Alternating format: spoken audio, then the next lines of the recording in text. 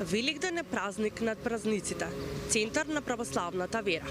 Со доаѓањето на Великден се празнува победата на животот над смртта. Великден и празниците поврзани со него секоја година се паѓаат на различен датум. На најголемиот христијански празник му престои 40-дневен пост. За оваа страдална седмица, но и за тоа како се чествува и кои се обичаите за Великден, ова утро дознаваме од отец Антонио од соборниот храм Свети Климент Охридски во Скопје. Отец Антонио, за многу години. За многу години да не се овие празници. Денеска Велики четврток, страдална седмица. Што представува страдалната седмица?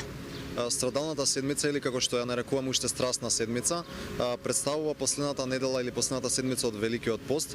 Всушност, ние постот си го нарекуваме Велика Четириесетница, со тоа што оваа последна седмица е како придодадена на самиот пост, бидејќи ги представува последните денови од животот на Господ Исус Христос овде на земјата и настаните кои што се случувале во тие денови. Се од Лазаревото воскресение и неговото влегување во Ерусалим на цветници, па понатаму сите тие денови кои што биле, да речеме, последни од неговиот живот овде. Страдалната седмица така се нарекува затоа што на црковнословенски страстна или страсти означуваат страдања и затоа ние ја нарекуваме страдална седмица, бидејќи тука се спомнуваме за страдањата Христови кои што ги претрпе за човечкиот род.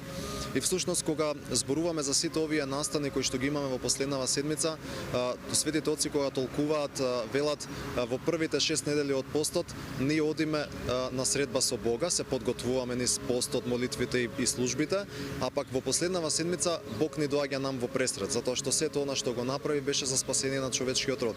И всушност со сите тие настани тој и пострада за нас и покажа скромност, љубов, трпение и сите тие особини кои што го карактеризира како вистински богочовек и токму поради тоа се стори за спасение на човечкиот род. Значи, почнувајќи да речеме уште од понеделникот па села неделата, секој од деновите означува по нешто. Значи неговата проповед пред слушателите, она што го направи во храмот кога им ги разруши тезгите на трговците.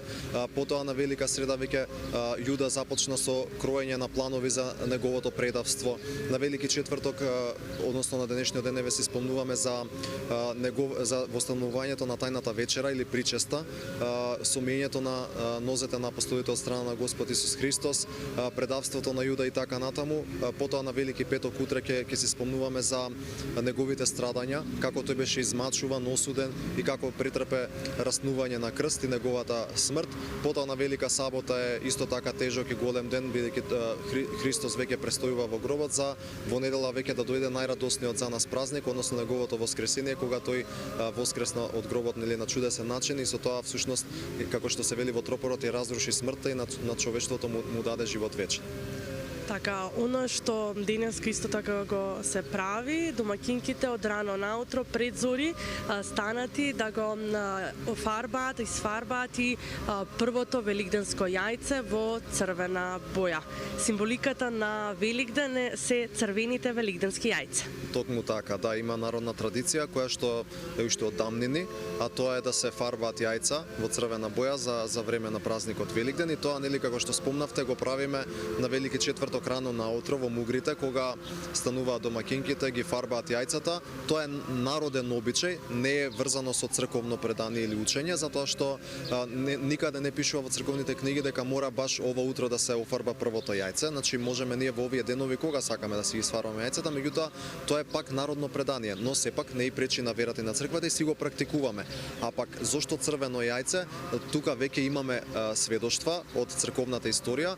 Уште во првиот век после Христовото воскресение, Света Марија Магдалена, кога заминува во Рим кај императорот тогашен Тибери, таа му носи едно црвено јајце, му го дава и вели ова е символ на Христовото воскресение, за да му докаже дека Христос неправедно беше пострадан и измачуван и расна на крстот, меѓутоа дека воскресна и дека тоа е навистина настан кој што се случил, не е некое привидение или некоја бајка и така натаму, и му дава едно јајце кое што всушност го символизира животот, го символизира неговото Христовото воскресение и токму поради тоа од тој настан па сила денес останала во црковната традиција, така да речеме, една пракса да се фарбаат јајцата во црвена боја за време на Великден, затоа што сепак јајцето представува живот.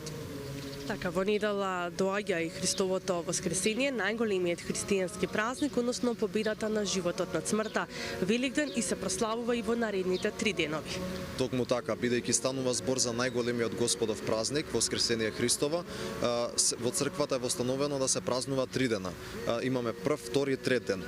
Во неделата е првиот ден на Великден или Воскресението Христово, кога ние имаме богослужби уште од доцна во ноќта, нели знаеме дека веќе кон полноќ саботата, кон неделата се спремаме во храмовите, во дворовите сме собрани сите и во храмот, правиме 3 пати вход околу храмот, со што го символизираме тридневното престојување на Христос во гробот, и потоа влегуваме во храмот, каде што веќе на некој начин започнуваме со богослужбата која што е во чест на Воскресението Христово од гробот, и токму поради тоа сите тие богослужби на некој начин ни ги представуваат настаните кои што се случувале, и сите тие црковни песни на некој начин будат кај нас такви едни религиозни емоции кои што навистина се радосни и прекрасни. И токму поради тоа и во овие денови на некој начин кај православните христијани се измешани чувствата, затоа што од една страна имаме денови тешки во кои што се спомнуваме за тажните настани на нашиот Спасител кога тој страдал заради нас, а пак потоа си го очекуваме Христовото воскресение, најрадосниот, најсветлиот празник, кога